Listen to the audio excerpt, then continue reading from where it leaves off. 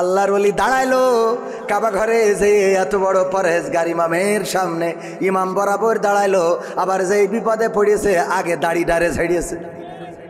ঠিক না ভাই? ঠিক, আগে ছেড়িয়েছে দাড়ি। এবার যদি বলেন এটা রাজনীতির কথা, না, কোনো রাজনীতির কথা নয়।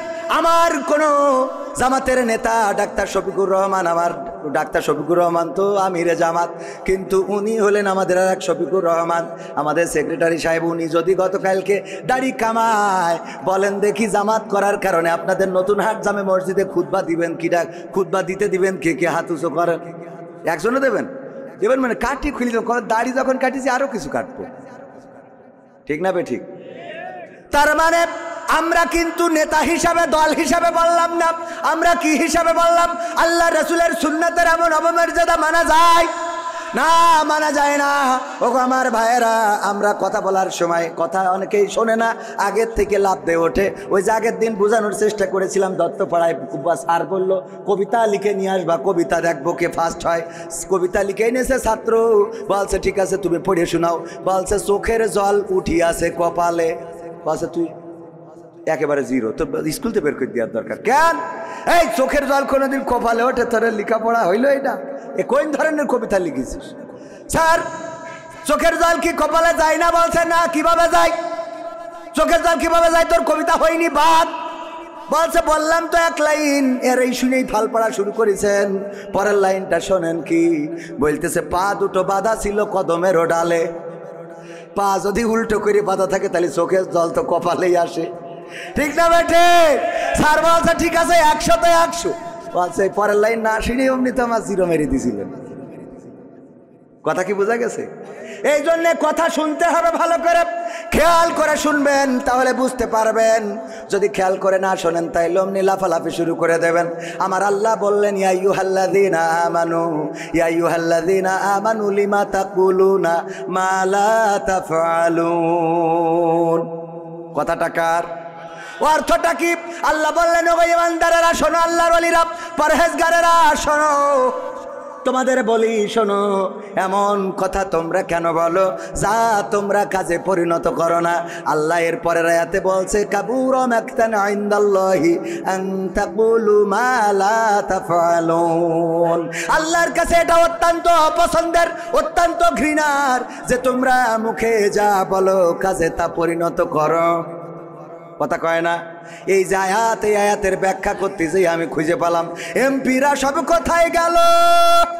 বিশ্বাস করলি করো, না করলি তো আমার কিছু করার নেই, এরকম নাকি?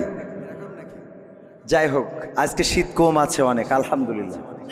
শীত অন্য দিনের তুলনায় আজ কম, আবার কুয়াশাও নেই। যেভাবে কুয়াশা পড়ে সেই কুয়াশাও নেই। আল্লাহ শুকরিয়া আদায় করি, আলহামদুলিল্লাহ।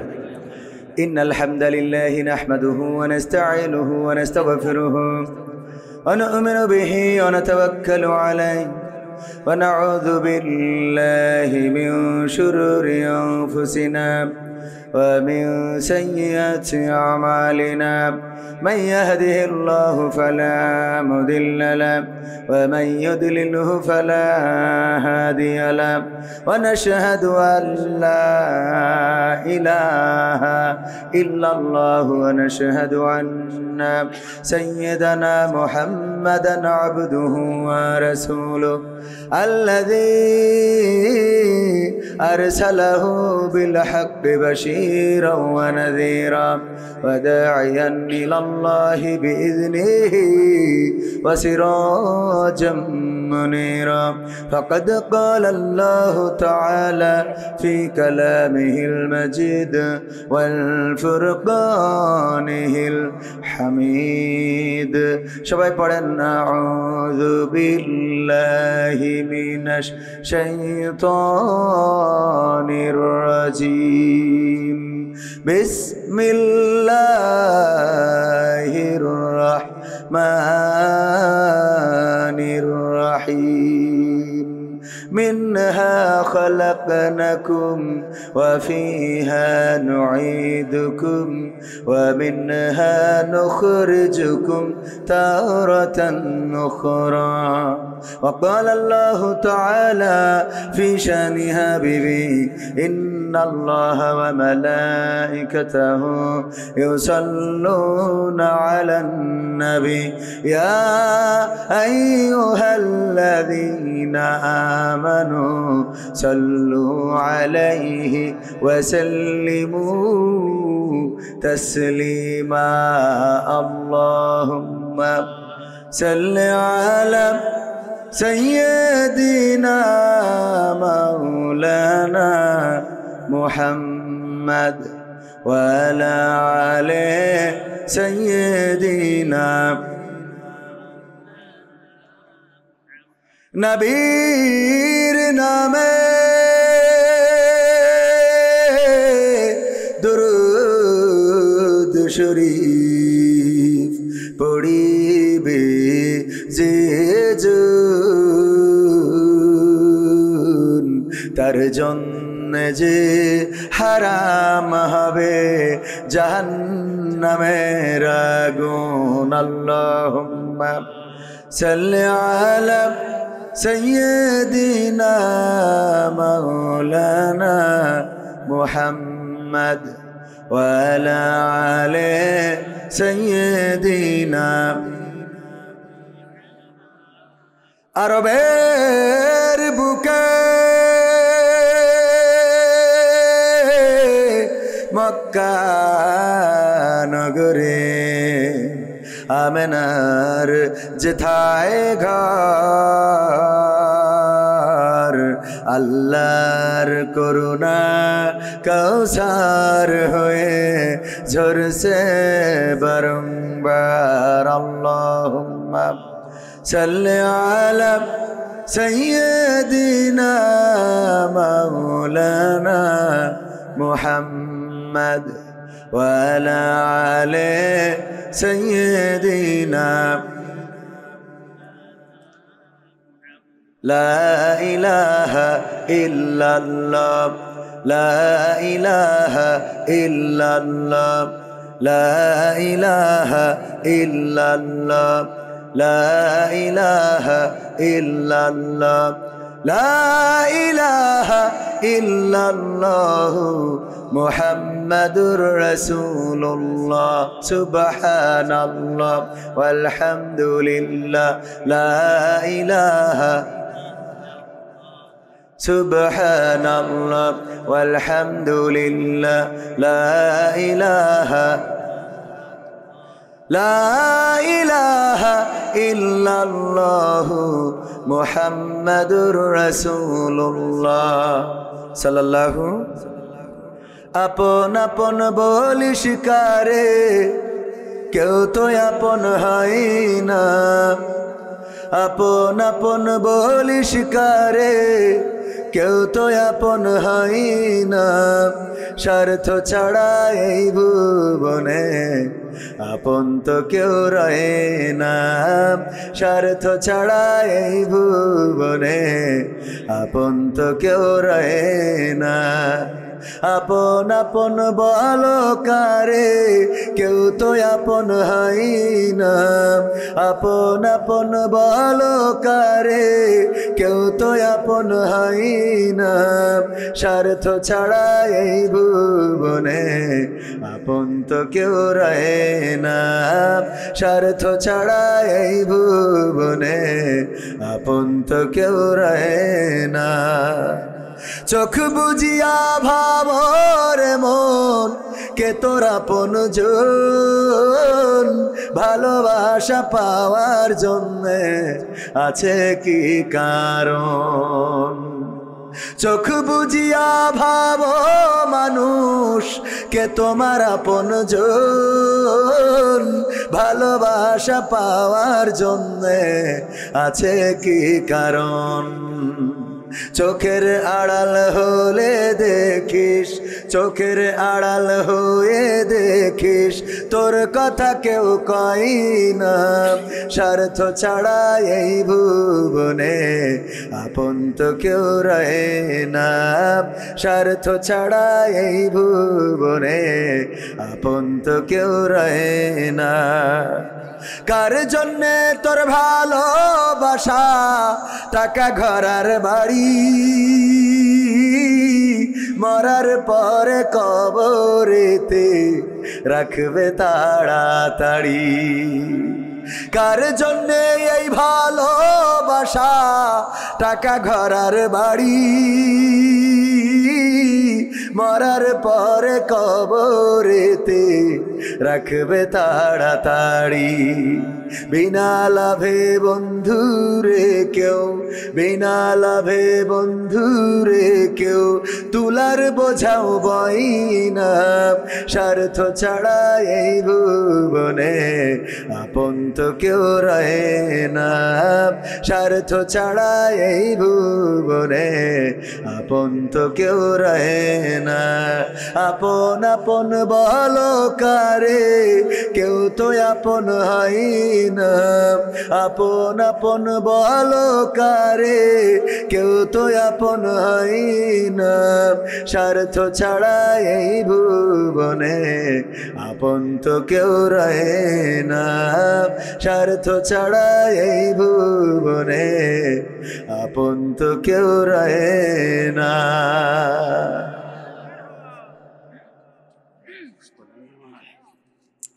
সম্মানিত ভাইয়েরা, শুরু করব ইনশাল্লাহ। আপনারা শুনতে রাজি আছেন? থাকা যাবে কিছু সময় ইনশাল্লাহ। আমরা যাই করি তাই করি, 12টার মধ্যে শেষ করে দেব ইনশাআল্লাহ। আমাদের তৌফিক দান করুন, আমা তৌফিকি ইল্লা বিল্লাহ। সম্মানিত ভাইয়েরা, আমার ডান পাশে অনেক যুবক, তরুণ, কিশোর দাঁড়ানো মানুষদের আমি বসতে তেমন একটা বলতে চাইনি, কারণ বসতে বললে অনেকে আবার চলে যায়, যে দাঁড়িয়ে শুনতেছি তো তোমার ভালো লাগতেছে না, তাহলে চলে গেলাম, এরকম করে। তো এই জন্য চলে যেয়েন না, হয় বসেন না হয় দাঁড়ায় থাকেন, অসুবিধা। কমিটি বলেছে যে বসার জন্য, তো কমিটির কথা যদি না বলি তাইলে আবার ওরা যাওয়ার সময় টাকা দিবেন না। হ্যাঁ, তো সম্মানিত ভাইয়েরা, আজকে আমরা ধোপাকোলা হিলফুল ফুজুল যুব সংঘের উদ্যোগে আয়োজিত প্রথম এই বছর এই মাহফিলটা আমরা শুরু করছি, বলেন আলহামদুলিল্লাহ। এই মাহফিলের ইতিহাস, আমরা যারা এই মাহফিলের শ্রোতা হয়েছি, আমরা যারা বক্তা হয়েছি, অতিথি হয়েছি, সভাপতি হয়েছি, এই মাহফিলটা প্রথম বার্ষিকী হয়েছে। এইভাবে প্রথম বার্ষিক লিখতে লিখতে এক সময় 32, 33, 49, 60, 62, 100 হবে না। কিন্তু এই 60, 62 আসার আগে আমরা সব পটল তুলে বিক্রি করা শেষ, ঠিক না? ঠিক। আমরা কেউ থাকবো, কিন্তু প্রথম যে শুরুটা হয়েছে, প্রথম বছরের এই শুরুটার ইতিহাস হিসাবে আমরা থেকে গেলাম।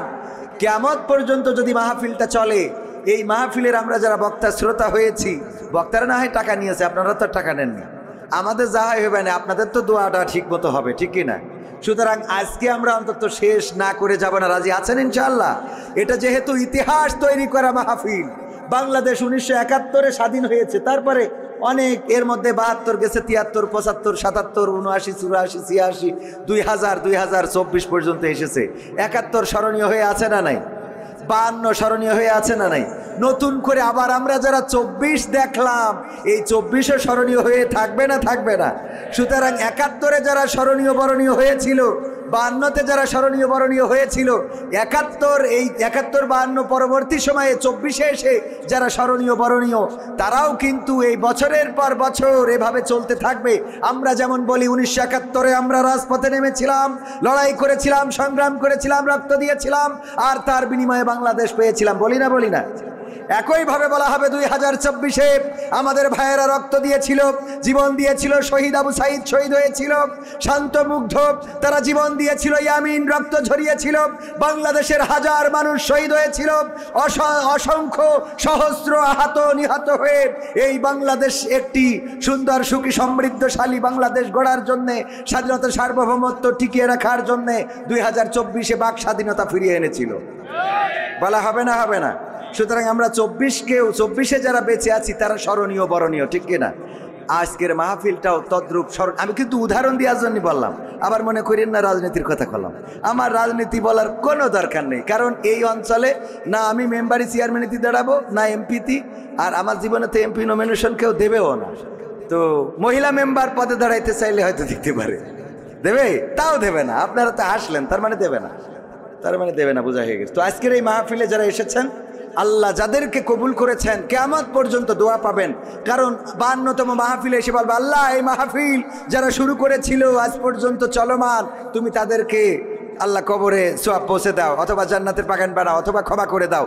20 বছর, 50 বছর, 60 বছর, 100 বছর পরে আমাদের সন্তানেরাও আমাদের জন্য দোয়া করবে না, কিন্তু এই মাহফিলে দোয়া হবে। সুবহানাল্লাহ। সুতরাং এই মাহফিলে বসলে আপনারা ক্ষতিগ্রস্ত হবেন না, লাভবান হবেন। আজকের মাহফিলের সভাপতি জনাব মাওলানা শফিকুর রহমান সাহেব, যিনি খতিব নতুনহাট কেন্দ্রীয় জামে মসজিদের, এবং আমাদের শ্রদ্ধাভাজন উস্তাদ, আমাদের মাথার তাজ, আমাদের মাজলিসুল মুফাসসিরিন বাংলাদেশ যশোর জেলার শ্রদ্ধাভাজন সেক্রেটারি, আমরা তাকে পেয়েছি আজকের মাহফিলে। আমরা ওনার প্রতি কৃতজ্ঞতা জ্ঞাপন করছি। আল্লাহ তাকে হায়াতে তৈয়বা নসিব করুন, বলেন আমিন। আলোচনা করেছে, এছাড়া বিশেষ মেহমান হিসাবে আসন অলঙ্কৃত করেছেন আমার বা পাশেই বসা, একাধিকবার নির্বাচিত হয়েছেন চেয়ারম্যান হিসাবে, গণমানুষের নেতা, জননন্দিত জনপ্রিয় জননেতা, আমাদের প্রিয় মুহতারাম শ্রদ্ধাভাজন জনাব মোহাম্মদ সিরাজুল ইসলাম সাহেব, সাবেক চেয়ারম্যান আরবপুর ইউনিয়ন পরিষদের, এবং আল্লাহ যদি কবুল করেন আগামীতেও ইনশাআল্লাহ আমরা নেতৃত্বে তাদেরকে পেতে চাই না, ভালোর সাথে যারা থাকবে আমরা তাদেরকে পেতে চাই, কিন্তু ভালোর থেকে যদি বিচ্যুতি ঘটে, সে যদি জামাতেরও হয়, তাও তার পক্ষে আমরা বলেন আছি নাই।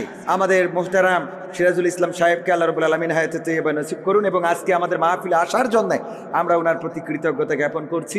আলোচনা করেছেন মাওলানা মুফতি, উনি কথা বলবেন, আমি এই কথাগুলো বলেই আমি ওনাকে কথা বলতে দেব, কারণ উনি খাওয়া দাওয়া করে আসতে একটু দেরি হয়ে গেল, না হলে আমার ফাঁকে কথা বলে নিতেন। এছাড়া আলোচনা করেছেন মাওলানা মুফতি সাইফুল্লাহ বিন কোরবান সাহেব, আমার বন্ধুবর। আলোচনা করেছেন আমার আর এক প্রিয় ভাই, আপনারা যার আলোচনা শুনে মুগ্ধ হয়েছেন, উনি সব জায়গায় প্রধান বক্তা হন, আমি ওনার আগে আলোচনা করি, কিন্তু আজকে কোনো না কোনো কারণে উনি আমার আগে ফ্ল্যাটটা নিয়ে ফেলেছেন। তো আমি দুঃখিত যে ওনার পরে আলোচনা করতে পারলে এটাই ভালো ওনার আগে আলোচনা করতে পারলে এটাই ভালো লাগতো, কারণ মুহতারাম আমাদের ভাইজান আমি অত্যন্ত সম্মান করি, ভাই ভালো করেই জানেন, সামনে বলে বলছি না। তো ভাইজানের প্রতি কৃতজ্ঞতা যে উনি আজকে আমার আগে আলোচনা করেছেন। মাওলানা এনামুল হাসান বিন নূর সাহেব, যিনি এনামুল হাসান বিন নূর ক্যাডেট মাদ্রাসার সম্মানিত প্রতিষ্ঠাতা, বেনাপোলে স্বনামধন্য প্রতিষ্ঠা। তো এছাড়াও আছেন গণ্যমান্য আরও অনেক ব্যক্তিবর্গ যাদের নাম জানি না, মাহফিলের পরিচালক, মাহফিলের উপস্থাপক এবং আয়োজক, বিশেষ করে আমার সবুজ ভাই অনেক কষ্ট করেছেন। উনি একজন মিডিয়া কর্মী, আগে দাড়ি ছিল না যখন আমার সাথে পরিচয় হয়েছে, কিন্তু এখন দাড়ি রেখে আল্লাহ মোটামুটি আল্লাহর অলি হয়ে যাওয়ার, অলিয়ার পর্যায়ে পৌঁছে গেছে। আল্লাহ কবুল করে নিন, বলেন আমিন। আমার সামনে ভবিষ্ঠ দিনদার ইমানদার মুসলমান ভাইয়েরা, পর্দার অন্তরালে মা এবং বোনেরা, সবাইকে আনুষ্ঠানিকভাবে সালাম জানাচ্ছি, আসসালামু আলাইকুম ওয়া রাহমাতুল্লাহ। আল্লাহর শুকরিয়া আদায় করছি, সবাই পড়ছি আলহামদুলিল্লাহ। নবী সাল্লাল্লাহু আলাইহি সাল্লামের প্রতি দুরুদ এবং সালাম, শহীদদের আত্মার মাগফিরাত কামনা করে আমি মুহতারাম আজকের মাহফিলের বিশেষ মেহমান জনাব মোহাম্মদ সিরাজুল ইসলাম সাহেব, সাবেক চেয়ারম্যান আরবপুর ইউনিয়ন পরিষদের, আমি বলবো যে একটু সালাম বিনিময় যদি আপনি সেরে নিতেন, তাহলে আমার একটু প্যারা কমে যেত, যে আপনি একটু আমাদের ভাইদের সাথে আপনার একটু মনের কথা একটুখানি বলে নেন। কি হবে বেঁচে থেকে অযথা বিদ্যা শিখে, যদি না গড়তে পারি শোষণবিহীন সমাজটাকে? কি হবে বেঁচে থেকে? কি হবে ছাত্র সেজে চুমু খেয়ে সনদ খানা, যদি হয় বিদ্যালয়টা পরিমণিদের আড্ডাখানা? কি হবে ছাত্র সেজে চুমু খেয়ে সনদ খানা, যদি হয় বিদ্যালয়টা বুবলিদের আড্ডাখানা? এর চেয়ে মরাই ভালো, দেশ ছেড়ে যাওয়াই ভালো, এর চেয়ে মরাই ভালো, দেশ ছেড়ে যাওয়াই ভালো। কি হবে ধোকা দিয়ে বিবেকটাকে? কি হবে ধোকা দিয়ে বিবেকটাকে? কি হবে বেঁচে থেকে অযথা বিদ্যা শিখে, যদি না গড়তে পারি শোষণবিহীন সমাজটাকে? কি হবে বেঁচে থেকে? কি হবে যুবক নামের বোঝা হয়ে এই ধরাতে, যেখানে মা বোনেরা ধর্ষিতা হয় দিনে রাতে? ঠিক না বেঠিক? কি হবে যুবক নামের বোঝা হয়ে এই ধরাতে, যেখানে মা বোনেরা ধর্ষিতা হয় দিনে রাতে? যৌবনের সার্থকতা ঘুচিবে সকল ব্যথা, যৌবনের সার্থকতা ঘুচিবে সকল ব্যথা। পারো যদি বলি দিতে মানুষরূপী পশুটাকে, পারো যদি বলি দিতে মানুষরূপী পশুটাকে? কি হবে বেঁচে থেকে অযথা বিদ্যা শিখে, যদি না গড়তে পারি শোষণবিহীন সমাজটাকে? কি হবে বেঁচে থেকে? কি হবে লেখালেখি কলমবাজির ওই মহড়া, সমাজের আসল চিত্র যদি না যাই তুলে ধরা? কি হবে লেখালেখি কলমবাজির ওই মহড়া, সমাজের আসল চিত্র যদি না যাই তুলে ধরা, যদি ওই ঘুষের বলে কলমটা উল্টো চলে, যদি ওই হ্যালো কলে ক্যামেরা উল্টো বলে, তবে কি যাবে রোখা দুর্নীতিকে, তবে কি যাবে রোখা দুর্নীতিকে? কি হবে বেঁচে থেকে অযথা বিদ্যা শিখে যদি না গড়তে পারি শোষণবিহীন সমাজটাকে? কি হবে বেঁচে থেকে? কি হবে, কি হবে, কি হবে নামাজ রোজা ইমানদারির ভয় করে কোরআনের কর্মীগুলো থাকে যদি কারাগারে? কি হবে নামাজ রোজা ইমানদারির ভয় করে কোরআনের খাদেম যারা তারা যদি থাকে কারাগারে? মসজিদের কোণে বসে জিকির যত করো কষি, মসজিদের কোণে বসে তাসবিহ যত টানো ঠেসে, এভাবে যায় না পাওয়া আল্লাহকে। ঠিক না বে ঠিক? এভাবে যায় না পাওয়া আল্লাহকে। কি হবে বেঁচে থেকে অযথা বিদ্যা শিখে যদি না গড়তে পারি শোষণবিহীন সমাজটাকে? কি হবে বেঁচে থেকে? কি হবে আলেম হয়ে ইমাম সেজে মসজিদেতে পারো যদি সত্য কথা উচ্চ স্বরে না বলিতে? কি হবে আলেম হয়ে ইমাম সেজে সমাজেতে পারো যদি সত্য কথা উচ্চ স্বরে না বলিতে? চাকরির ভয় করো যদি ছেড়ে দাও ইমামতি, চাকরির ভয় করো যদি ছেড়ে দাও ইমামতি। কি হবে ধোঁকা দিয়ে আল্লাহকে, কি হবে ধোঁকা দিয়ে আল্লাহকে? কি হবে বেঁচে থেকে অযথা বিদ্যা শিখে যদি না গড়তে পারি শোষণবিহীন সমাজটাকে? কি হবে বেঁচে থেকে? কি হবে নেতা হয়ে জনবলে ঘাড় ফুলিয়ে দড়া টানা গরম দেখে যদি থাকো ঘরে শুয়ে? পালাবো না, পালাবো না, কিন্তু নেত্রী চলে গেলে আমাদেরও দেখা পাওয়া যাবে না। ঠিক না বেঠে? কি হবে নেতা হয়ে জনবলে ঘাড় ফুলিয়ে রাজপথ গরম দেখে যদি থাকো ঘরে শুয়ে? এর চেয়ে সেজে গুজে ভিলেনের সঠিক পদে, এর চেয়ে সেজে গুজে ভিলেনের সঠিক পদে দিয়ে দাও অভিনয়ে জীবনটাকে, দিয়ে দাও অভিনয়ে জীবনটাকে। কি হবে বেঁচে থেকে অযথা বিদ্যা শিখে যদি না গড়তে পারি শোষণবিহীন সমাজটাকে? কি হবে বেঁচে থেকে? কি হবে আকাশ ছোঁয়া বিলাসবহুল বাড়ি গাড়ি না খেয়ে কত মানুষ পরপারে দিচ্ছে পাড়ি? কি হবে আকাশ ছোঁয়া বিলাসবহুল বাড়ি গাড়ি না খেয়ে কত মানুষ পরপারে দিচ্ছে পাড়ি? আজরাইল আসবে যবে মাটিতেই পড়ে রবে, আজরাইল আসবে যবে মাটিতেই পড়ে রবে। কোনো কাজে লাগবে না ওই প্রাসাদটাকে, কোনো কাজে লাগবে না ওই প্রাসাদটাকে। কি হবে বেঁচে থেকে অযথা বিদ্যা শিখে যদি না গড়তে পারি শোষণবিহীন সমাজটাকে? কি হবে বেঁচে থেকে? কি হবে, কি হবে পুরুষ হয়ে জন্ম নিয়ে বাংলাদেশে যদি যাই ক্ষমতাটা ঘুরে ফিরে নারীর হাতে? কি হবে পুরুষ হয়ে জন্ম নিয়ে এই দেশেতে যদি যাই ক্ষমতাটা ঘুরে ফিরে নারীর হাতে? কি বা জবাব দেবে, কিভাবে মুখ দেখাবে, কি বা জবাব দেবে, কিভাবে মুখ দেখাবে আমাদের আগামী সেই প্রজন্মকে, তোমাদের আগামী সেই প্রজন্মকে? কি হবে বেঁচে থেকে অযথা বিদ্যা শিখে যদি না গড়তে পারি শোষণবিহীন সমাজটাকে? কি হবে বেঁচে থেকে? ঠিক না বেঠে? কথাগুলো আমার লেখা নয়, মরহুম আইনুদ্দিন আল-আজাদ রাহিমাহুল্লাহ আমার উস্তাদ কলরবের প্রতিষ্ঠাতা, তার লেখা। তিনি চলে গিয়েছেন পৃথিবী ছেড়ে আজ 14 বছর হয়ে গেল। 2010 সালে কোনো এক মাহফিল থেকে ফেরার পথে অ্যাক্সিডেন্ট অথবা পরিকল্পিতভাবে যেভাবেই হোক পৃথিবী থেকে বিদায় নিয়েছিলেন। তার মানে 2010-এ বিদায় নিয়েছেন, গানটা তারও আগে লেখা। ঠিক না বে ঠিক? আগে মানে কি এটা 2000 সালের দিকে লেখা, 2000 সাল কিংবা 1999 সাল, সেই সময়ের গান এখনো গাইলে মনে হয় গতকালকে লিখেছে। ঠিক না বে ঠিক? কারণ এখনো সমাজের পরিবর্তন হয় নাই, এখনো শোষণ মুক্ত সমাজ আসে নাই। আমার শোষণ মুক্ত সমাজ গড়ার জন্য প্রথমে আন্দোলন করেছিলেন বঙ্গবন্ধু শেখ মুজিবুর রহমান, তারপরে আন্দোলন করেছেন জিয়াউর রহমান, তারপরে আন্দোলন করেছেন এরশাদ, তারপরে আন্দোলন করেছেন খালেদা জিয়া, তারপরে আন্দোলন করেছেন শেখ হাসিনা, এরপরে আবার খালেদা জিয়া, তারপরে আবার শেখ হাসিনা, তারপরে আবার এর মধ্যে ফখরুদ্দিন মঈনুদ্দিন এসেছিল, এখন নতুন করে ডক্টর ইউনূস এসেছে। এখনো বাংলাদেশ শোষণ মুক্ত হয় নাই। আজকেও পত্রিকার নিউজ, আমার এক আল্লাহর ওলি, আমাদের আল্লাহর ওলি, দেখেন দলের নাম না বলে তো উপায় নেই, সাংবাদিকরা বলেছে আমার দোষ না, যুবলীগের এক আল্লাহর ওলি ব্রাহ্মণবাড়িয়ায় একজন নারীকে হত্যার পরে তার লাশটা একটা পরিত্যক্ত ঘরের মধ্যে নিয়ে গর্তের মধ্যে ঢুকায়ে পুড়াইয়ে দিচ্ছিল, ধরা পড়েছে না পড়ে নাই? নারীদেরকে পুড়াইয়ে দিচ্ছে লাশ, মাথাটা পুকুরের মধ্যে ফেলানো, অ্যারেস্ট হয়েছে বিশেষ দলের লোক। ওই দলের লোক বলেই বলছি না এমন অপরাধ বিএনপি জামাত জাসদ বাসদেও করতে পারে না, পারে না। তবে তুলনামূলকভাবে আল্লাহর ওলিদের একটু বেশি লোক আছে না নাই? অপরাধ করার মাত্রা বেশি না কম? এই অপরাধ এখনো মুক্ত হয় নাই। যদি জামাতেও থাকে আমরা প্রতিবাদ করব, কথা আগে বুঝে নেবেন তারপরে লাভ দেবেন। যদি ধর্ষণ করে, আমার বাড়িতে যদি ধর্ষণকারী ধর্ষণ করে, আমি জামাত করার কারণে জামাতের কোনো নেতা যদি ধর্ষণ করে মানব নাকি? আপনি আওয়ামী লীগ করার কারণে কোনো যুবলীগ যদি ধর্ষণ করে মেনে নেবেন নাকি? কত করে মেনে নেব? সুতরাং এই বাংলাদেশে যদি কোথাও অন্যায় হয়, অনাচার হয়, পাপাচার হয়, কদাচার হয়, খুন হয়, গুম হয়, হত্যা হয়, তার বিরুদ্ধে প্রতিবাদের দরকার আছে না নাই? আল্লাহর নবী যখন এসেছিলেন বিশ্ব নবী, সেই সময় মক্কায় কাফেরদের, যারা মক্কায় বসবাস করতেন, তাদের খাওয়ার অভাব ছিল।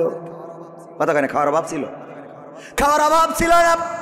তখন কাফেরদের পড়ার অভাব ছিল না, তখন কাফেরদের অন্য কোনো অভাব ছিল না। কিন্তু ওই সমাজে যেটার অভাব ছিল সেটা নীতি নৈতিকতার, সেটা আদর্শের, সেটা ব্যবহারের, সেটা চরিত্রের। এই অভাবগুলো ছিল। আল্লাহ রাসূল সাল্লাল্লাহু আলাইহি সাল্লাম যখন দেখলেন সব চলে, কিন্তু এই সমাজে এই সব কিছুর মধ্য দিয়ে যেটা চলে, ওই কাবাটা তাওয়াফ করতেন উলঙ্গ হয়ে, ঠিক না ভাই? ঠিক। তারা কাবাও তাওয়াফ করতো, করতো না? করতো না? কথা কয় না। হজ করতো না? করতো না? এ ভাই আপনারা জানেন না হজ করতো কিনা? আপনারা মনে হয় এই আজকে প্রথম হজ শুনতেছেন। আল্লাহ রাসূল হজের সময় যখন তাবুক গেড়ে দিয়ে কোরআন পড়ছেন, আবু জাহেল, আবু লাহাব, উতবা, সাইবা তারা তাবুতে যায় আর বলে যে দেখো ওই তাবুটার কাছে যাবা না, ওই তাবুতে কিন্তু বিশেষ দলের লোক রয়েছে, ওদের আমরা বাংলাদেশে রাখতে চাই না, পাকিস্তানে পাঠাইতে চাই, ওই তাবুর কাছে তোমরা যাবা না, ওর কথা শুনবা না, ও কিন্তু পাগল বলেছে না বলে নাই? আল্লাহ রাসূল যখন দাওয়াত প্রকাশ্যে দিতে পারে না, তখনও তার মানে বোঝা গেল তখন হজ চলতো। কথা কয় না?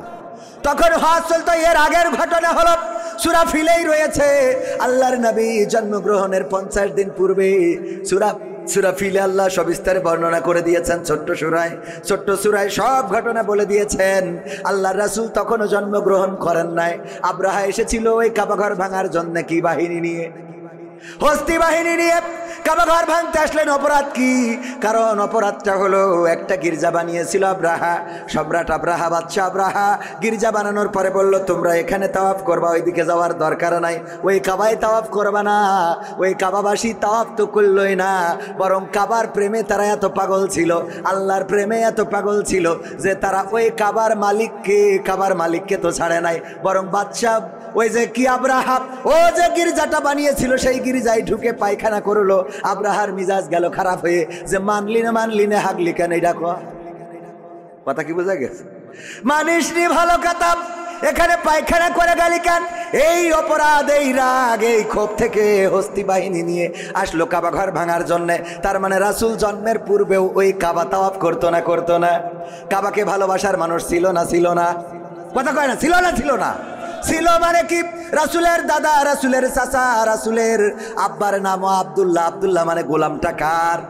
আল্লাহর গোলাম। সেই আল্লাহর গোলাম নামও রাখা হয়েছিল, সব ছিল, কিন্তু ওই সমাজে শান্তি ছিল না, ওই সমাজে নীতি নৈতিকতা ছিল না। সকালবেলায় বিবাহ করে বিকালবেলায় তালাক দিত, ইচ্ছা মতো 5 জন 7 জন 10 জন বিয়ে করত, বউ যাকে মন চায় তাকেই বিয়ে করত। এমনকি নিজের বোনকেও বিয়ে করতে তারা কার্পণ্য বোধ করতো না। তুচ্ছ কারণে মারামারি করতো, কাটাকাটি করতো, তুচ্ছ কারণে তারা অন্যায় লিপ্ত হয়ে যেত, একজন আর একজনের সাথে অবাধে মেলামেশা মেলামেশা করত। এই জাতীয় অপরাধগুলোর কারণে আল্লাহ রাসূল সাল্লাল্লাহু আলাইহি ওয়াসাল্লামকে আল্লাহ পাঠালেন ওই কাবা তাওয়াফ করার জন্য। যদি পাঠাতেন তাইলে ওই সময়ও কাবা তাওয়াফ করার লোক ছিল না? ছিল না? ছিল। মানে কি, কাবার প্রেমে এত পাগল যে গির্জায় যেয়ে হেগে থিয়ে আইল।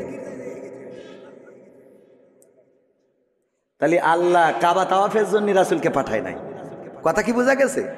আপনি হজে যাবেন, আলহাজ হাজী সাহেব সালমান এফ রহমানও হজ করেছে গত রমজানে। পীর সাহেব আমার ফেসবুক স্ট্যাটাস দিয়েছে কাবার ইমাম যেখানে দাঁড়ায় আমি তোর বরাবর একদম টান টাইনে সোজা এই পাশে দাঁড়াইছি। আল্লাহর ওলি দাঁড়াইলো কাবা ঘরে যে এত বড় পরহেজগার ইমামের সামনে, ইমাম বরাবর দাঁড়াইলো। আবার যেই বিপদে পড়েছে আগে দাড়ি ডারে ঝেড়িয়েছে। ঠিক না বেঠে? আগে ঝেড়িস দাড়ি। এবার যদি বলেন এটা রাজনীতির কথা, না, কোনো রাজনীতির কথা নয়। আমার কোনো জামাতের নেতা ডাক্তার শফিকুর রহমান, আমার ডাক্তার শফিকুর রহমান তো আমিরে জামাত, কিন্তু উনি হলেন আমাদের আর এক শফিকুর রহমান, আমাদের সেক্রেটারি সাহেব। উনি যদি গতকালকে দাড়ি কামায়, বলেন দেখি জামাত করার কারণে আপনাদের নতুন হাট জামে মসজিদে খুতবা দিবেন কিটা? খুতবা দিতে দিবেন কে কে? হাত উঁচু করেন। একজনও দেবেন? দেবেন মানে কাটি খুলি দাড়ি যখন কাটিছি আরো কিছু কাটবো। ঠিক না বে ঠিক? তার মানে আমরা কিন্তু নেতা হিসাবে, দল হিসাবে বললাম না, আমরা কি হিসাবে বললাম? আল্লাহ রাসূলের সুন্নাতের এমন অবমর্যাদা মানা যায় না? মানা যায় না। ও আমার ভাইয়েরা, আমরা কথা বলার সময় কথা অনেকেই শোনে না, আগের থেকে লাভ দিয়ে ওঠে। ওই যে আগের দিন বোঝানোর চেষ্টা করেছিলাম, দত্তপাড়ায় স্যার বললো কবিতা লিখে নিয়ে আসবা, কবিতা দেখবো কে ফার্স্ট হয়। কবিতা লিখে এনেছে ছাত্র, বলছে ঠিক আছে তুমি পড়ে শোনাও। বলছে চোখের জল উঠিয়াছে কপালে। বলছে তুই একেবারে জিরো, তো স্কুলতে বের করে দেওয়ার দরকার কেন? এই চোখের জল কোনোদিন কপালে ওঠে? তোর লেখাপড়া হইলো এটা? এ কোন ধরনের কবিতা লিখেছিস? স্যার চোখের জল কি কপালে যায় না? বলছে না। কিভাবে যায়? চোখের জল কিভাবে যায়? তোর কবিতা হয়নি বাদ। বলছে বললাম তো এক লাইন। এর এই শুনেই ফাল পড়া শুরু করেছেন। পরের লাইনটা শোনেন কি বলতেছে, পা দুটো বাঁধা ছিল কদমের ডালে। পা যদি উল্টো করে বাঁধা থাকে তাহলে চোখের জল তো কপালেই আসে। ঠিক না বেঠে? স্যার বলছে ঠিক আছে 100-তে 100। বলছে পরের লাইন না শুনে অমনি তো আমার জিরো মেরে দিয়েছিলেন। কথা কি বোঝা গেছে? এই জন্যে কথা শুনতে হবে ভালো করে, খেয়াল করে শুনবেন, তাহলে বুঝতে পারবেন। যদি খেয়াল করে না শোনেন তাইলে অমনি লাফালাফি শুরু করে দেবেন। আমার আল্লাহ বললেন ইয়া আইয়ুহাল্লাযীনা আমানু, ইয়া আইয়ুহাল্লাযীনা আমানু লিমা তাকুলুনা মা লা তাফআলুন। কথাটা কার? অর্থটা কি? আল্লাহ বললেন ও ইমানদারেরা শোনো, আল্লাহর ওলিরা, পরহেজগারেরা শোনো, তোমাদের বলি শোনো, এমন কথা তোমরা কেন বলো যা তোমরা কাজে পরিণত করো না। আল্লাহ এর পরের আয়াতে বলছে কাবুরা মাকতান ইনদাল্লাহি আন তাকুলু মা লা তাফআলুন। আল্লাহর কাছে এটা অত্যন্ত অপছন্দের, অত্যন্ত ঘৃণার যে তোমরা মুখে যা বলো কাজে তা পরিণত করো। কথা কয় না? এই যে আয়াত, এই আয়াতের ব্যাখ্যা করতে যে আমি খুঁজে পেলাম এমপিরা সব কোথায় গেল, মন্ত্রীরা সব কোথায় গেল, কোথায় কাদের কাকা? তাদের সারা দেশটা এখন লাগে ফাঁকা ফাঁকা। পালাবো না, পালাবো না, প্রয়োজন হলে ফখরুলের বাসায় গিয়ে উঠবো। ঠাকুরগাঁওয়ে বাসা আছে না? জায়গা দেবে? দেখেন এইবার আপনারা বোঝেন কেন বললাম এই কথা। পালাবে না, পালাবে না, যাই না তবু দেখা, তাদের সারা দেশটা এখন লাগে ফাঁকা ফাঁকা। ও আমার ভাইয়েরা, আল্লাহ বলছে ইয়া আইয়ুহাল্লাযীনা আমানু লিমা তাকুলুনা মা লা তাফআলুন। ও ঈমানদারেরা, আল্লাহর ওলিরা, পীর সাহেবরা শোনো, এমন কোন কথা বলো না যা তোমরা কাজে পরিণত করো না। কাবুরা মাকতান ইনদাল্লাহি আন তাকুলু মা লা তাফআলুন। আল্লাহর কাছে এটা অত্যন্ত অপছন্দের, অতিশয় অপছন্দের, ঘৃণার, ক্রোধের যে তোমরা যা বলো তা কাজে পরিণত করো না। দেখেন আমাদের নেতা বলল পালাবো না, এই কথা অপছন্দের কার? পালাইছে না পালাই নাই? তাইলে কোরআনের সাথে, কোরআনের কথার সাথে মিল আছে না নাই? এটা আল্লাহর অত্যন্ত অপছন্দের। এখন যদি বলেন হুজুর এই কথা বলা যাবে না, তাইলে কোরআন বলেছে আমি বলবো না কেন? তুমি বললে পালাবা না, ঠাকুরগাঁওয়ে যাবো, আমি সেখানে যাই খোঁজ নিছি, যাইনি, আমি নিজে গেছি। সত্যি, স্ট্যাটাস দিয়ে আছে ফেসবুকে, দেখে নেবেন। ওখানে গেলেনও না, আবার বললেন পালাবেন না। এবার দেখেন পরহেজগার 80 রাকাত 90 রাকাত তাহাজ্জুদ না পড়ে আমার স্বামী ওসমান হাফিজাহুল্লাহ উনি তো ঘুমাতে যান না। এই আল্লাহর ওলি সে বলল খেলা হবে, খেলা হবে, আসো খেলবো। যেই ছাত্ররা খেলার জন্য দাঁড়াইলো সেই তো আল্লাহর ওলি নেই। তাহলে আল্লাহ বলছে কাবুরা মাকতানি ইনদাল্লাহি আন তাকুলু মা লা তাফআলুন। ওগো স্বামী ওসমান এমন কথা কেন বলো? এই কথা তো আল্লাহর কাছে অত্যন্ত অপছন্দের, অত্যন্ত ঘৃণার, যে তোমরা মুখে যা বলো কাজে তা করো না। অথচ দেখেন অপর দিকে যারা বলেছে এই মাটি আমাদের সম্পদ, এটা তিতুমিরের মাটি, এটা শাহজালালের পুণ্যভূমি, এই জমিনে রক্ত ঝরেছে, আমার শহীদদের রক্ত লেগে আছে, 71-এ রক্ত দিয়েছি, এই জমিনে আল্লাহর ওলিরা ঘুমারো, এই জমিনকে অতন্দ্র প্রহরীর মতো পাহারা দেব। 1 ইঞ্চি মাটি, আমার বাংলার মাটি কোনো দাদার হাতে ছেড়ে দেব না। বলেন দেখি ফাঁসির কাস্টে ঝুলাইছে তাও কি পালাইছে কেউ? কথা কয় না পালাইছে কেউ? বরং মৃত্যুটাকে বরণ করেছে, হামলা হয়েছে, মামলা হয়েছে, এই দেশ ছাড়ে নাই, মাটি ছাড়ে নাই, এলাকা ছাড়ে নাই, বছরের পর বছর জেল জুলুম নির্যাতন সহ্য করেছে। কোরআনের পাখি দেলোয়ার হুসাইন সাইদি দলমত নির্বিশেষে সবার প্রিয় মানুষ, এই প্রিয় মানুষটা কোরআনের পক্ষে কথা বলেছেন। আওয়ামী লীগেরাও তার ওয়াজ শোনেন, বিএনপি জামাত জাসদ বাসদ হেফাজত সবাই তার ওয়াজ শোনে না, শোনে না। পালিয়েছেন কখনো? পালান তো নাই, বরং আল্লাহর নবীকে যেমন প্রস্তাব দেওয়া হয়েছিল, বিশ্ব নবীকে বলল, কাফেরেরা বলল দেখো সে কি চায়, এই মক্কায় তো সব আছে, আমরা তার সব দেব, কি কি দেবে? আবু তালিবকে ডেকে বলল মুহাম্মদকে থামাও। কি থামাবো, কিভাবে থামাবো? বলল প্রস্তাব নিয়ে যাও 3টা। কয়টা? 3টা। 1 নম্বর, যদি সে ক্ষমতা চায় মক্কার প্রেসিডেন্ট বানাবো, যদি সে অর্থ চায় সবচেয়ে ধনী বানাবো, যদি সে নারী চায় তাইলে সবচেয়ে সুন্দরী নারীর সাথে বিয়ে করাবো, আর যদি বলে না 3টাই লাগবে একসাথে দিয়ে দেব, এর বিনিময়ে কালেমার দাওয়াত দেওয়া ছেড়ে দিতে হবে। আল্লাহর নবী সাল্লাল্লাহু আলাইহি সাল্লাম বললেন যে এই জন্যই আমি বসে আছি। কথা কয় না? কয় ঠিক? আল্লাহর নবী এই জন্যই বসেছিল? নাউজুবিল্লাহ, বলেন নাউজুবিল্লাহ। এই যে ওয়াজ আমার শ্রোতাকে আমি মাঝে মাঝে পরীক্ষা নিই, যে যারা শ্রোতা এরা দেখি কিরাম ওয়াজ শুনে আবেগ মানে কি, মানে ওয়াজের পরীক্ষায় যে একটু করবো, আপনাদের করবো রাজি? দেখা যাক, জীবনে তো কবে পরীক্ষা দিয়েছেন? 5 4 পড়ি, আমিও অনেক আগে দিয়েছি ছোটবেলায়, তো একটা পরীক্ষা হয়ে যাক, রাজি? আল্লাহ রাব্বুল আলামিন হঠাৎ করে মুনকার নাকিরকে খুঁজে পাচ্ছে না। আরে বাবা কি বিপদ, কত মানুষ মারা গেছে, কবরে যে সওয়াল করতে হবে, আর সেই সওয়ালের জবাব দেবে মানুষেরা। মান রব্বুকা ওয়া মান দিনুকা ওয়া মান নাবিয়ুকা, তোমার রবকে, তোমার দিন কি, তোমার নবীকে। কিন্তু মুনকার নাকির তো হারাই গেছে, খুঁজে পাচ্ছে না। আল্লাহ রাব্বুল আলামিন ফেরেশতায় একদল তদন্ত কমিটি বানাইলো, বলল 3 সদস্য বিশিষ্ট তদন্ত কমিটি, তোমরা তাড়াতাড়ি চলে যাও, খোঁজো খোঁজো খোঁজো, খুঁজে দেখো এক্ষুনি এত লাশ ডিবে পড়ে গেছে, ও কখন কি হইবে আনে। ওরে বাবা এই পৃথিবীতে খুঁজে পায় না। হঠাৎ করে দেখে বাগদাদে আব্দুল কাদের জিলানির কবরে মুনকার নাকিরের হাত পিছনে নিয়ে পিঠ মোড়া দিয়ে বাইন্ধে রেখেছে। আল্লাহর কাছে যেয়ে বলল, আল্লাহ মুনকার নাকিরের খুঁজে পাবো কি করে? আল্লাহ ওই যে বাগদাদে দেখলাম তোমার এক বান্দার কবরে পিঠ মোড়া দিয়ে বাইন্ধে থুয়ে দিয়েছে। আল্লাহ বলছে যা ওই বান্দার কাছে জিজ্ঞাসা করো তার দাবিটা কি জন্য বাইন্ধেছে, কি করলি ছাড়বে, তাড়াতাড়ি করে ছেড়ে দিতি বলো। এসে জিজ্ঞেস করছে, আল্লাহর বান্দা তুমি কে? আমি আব্দুল কাদের জিলানী। কেন বেঁধে রেখেছ? এই 2জন আমাদের 2জন মুনকার নাকির ফেরেশতা, সারা দুনিয়ায় কত লাশ দেড়ি পড়ে গেছে, কখন প্রশ্ন করবে? আল্লাহ বলল ছেড়ে দিতি, কয় না ছাড়া হবে না। অপরাধ কি তাদের? অপরাধ হলো আমার কবরে ঢুকেছে কিন্তু সালাম দিয়ে প্রবেশ করে নাই, এই জন্যে বেঁধে রেখেছি। এখন কি করতে হবে? আল্লাহর কাছে যেয়ে বলো এই অপরাধে বেঁধে রেখেছি। আল্লাহর কাছে যেয়ে ফেরেশতারা বলেছে, আল্লাহ আব্দুল কাদের জিলানী সালাম দেয় নাই অপরাধে, তাদের হাত পিছনে দিয়ে হাত করা, ওই যে হাত মুড়া দিয়ে একেবারে কায়দা করে বেঁধে রেখেছে, ছাড়বে না। বলছে যাও যে প্রস্তাব দাও যে আর কি করলি ছাড়বে, সে কি চায়, তার দাবি কি, দাবি মেনে নেওয়া হবে। তখন আব্দুল কাদের জিলানির কাছে এসে ফেরেশতারা বলতেছে, ও আব্দুল কাদের জিলানী, আল্লাহ পাঠিয়েছে, কোন দাবি আছে আপনার, সেই দাবি আল্লাহ পূরণ করে দেবে। তখন আব্দুল কাদের জিলানী বলতেছে, দেখো আল্লাহরে যেয়ে বলো,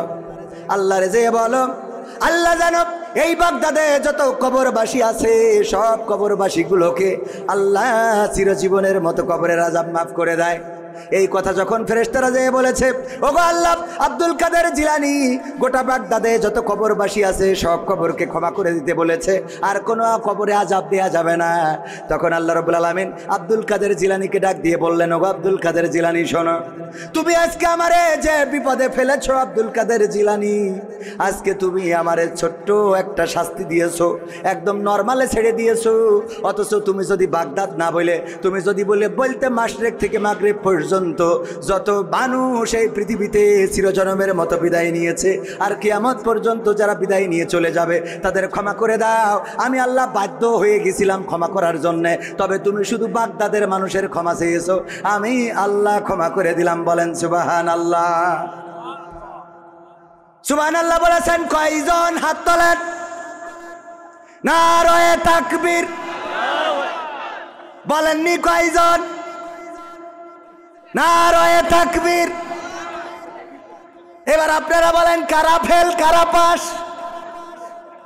এই ফেরেশতার বান্ধার মতো শক্তি, হ্যাঁ? পরীক্ষা বইলে কয়ে নিলাম তাও ফেল, হ্যাঁ? আল্লাহরে বিপদে ফেলার মতো শক্তি কারো আছে? নাউজুবিল্লাহ বলবেন না? বলেন নাউজুবিল্লাহ। মানে সুর দিয়ে বললে ওরে বাবা সুবহানাল্লাহ পড়ার জন্য মন ডাকু পাকু করে, ঠিক না ভাই? ঠিক। ও আল্লাহ হুজুর কত সুন্দর করে রে, এই ওয়াজ শুনে সুবহানাল্লাহ পড়লেন। ভাইরা আমার, আকলটারে কাজে লাগাতে হবে, বিবেকটারে কাজে লাগাতে হবে। আল্লাহর নবীর স্ত্রী বিবি খাদিজা রাদিয়াল্লাহু তাআলা আনহা ইন্তেকালের সময় বললেন, ওগো নবী গো, আপনার কাছে তিনটা আবদার রাখবেন কিনা বলেন। আল্লাহর নবী ডানে তাকায়, বামে তাকায়, আকাশের দিকে তাকায়। যখন আল্লাহর নবী সিগন্যাল পাইলেন যে ঠিক আছে, খাদিজা যে অনুরোধ করে অনুরোধটা রাখার জন্য জবানটা দাও। আল্লাহর নবী বললেন, ওগো খাদিজা বলো দেখি তোমার কি চাওয়া? বিবি খাদিজা রাদিয়াল্লাহু তাআলা আনহা বললেন, ওগো নবী গো, আমার চাওয়া হলো আমার মৃত্যুর পরে আপনি আমার কাফনের কাপড় আপনার জামা দিয়ে, আপনার কাপড় দিয়ে জড়িয়ে দিবেন। 2 নম্বর দাবি হলো গো নবী, আপনার আলগা গা দিয়ে আমার ওই কবরে একটু গড়াগড়ি দিবেন। 3 নম্বর দাবি হলো নবী গো, আমার বড্ড ভয় হয় মুনকার নাকির যখন এসে প্রশ্ন করবে, মান রব্বুকা ওয়া মান দীনুকা ওয়া মান নাবিয়ুকা, তোমার রবকে, তোমার দিন কি, তোমার নবীকে ছিল, আমি জানি না ওই কবরে প্রশ্নের উত্তর ঠিক মতো দিতে পারবো কিনা, আমি ভয় পেয়ে হয়তো প্রশ্নের উত্তর ভুলে যেতে পারি। ওগো আল্লাহর নবী, আপনার কাছে দাবি হলো আপনি আমার কবরের কাছে দাঁড়াবেন, আর যখন মুনকার নাকির সওয়াল করার জন্য আসবে আপনি আমার পক্ষ থেকে জবাবটা দিয়ে দিবেন, এইটাই আপনার কাছে আবদার। আল্লাহর নবী বললেন, কেন এমন আবদার করলে ওগো খাদিজা? খাদিজা রাদিয়াল্লাহু তাআলা আনহা বললেন, ওগো নবী গো, আমার আবদারটা এই জন্যে আমি বড্ড ভয় পাই কবরের আযাবের, না জানি কবর আমার সাথে কিরূপ আচরণ করে। আপনার গায়ের জামা যদি আমার কাফনের কাপড় হয় তাইলে আমি বিশ্বাস করি হয়তো কবর আমার সাথে বেয়াদবি করবে না। যদি আপনি আমার কবরে একটু গড়াগড়ি দেন, বিশ্ব নবীর দেহ মোবারক ওই কবরের মধ্যে পড়েছিল, ওই কবর হয়তো বেয়াদবি করবে না।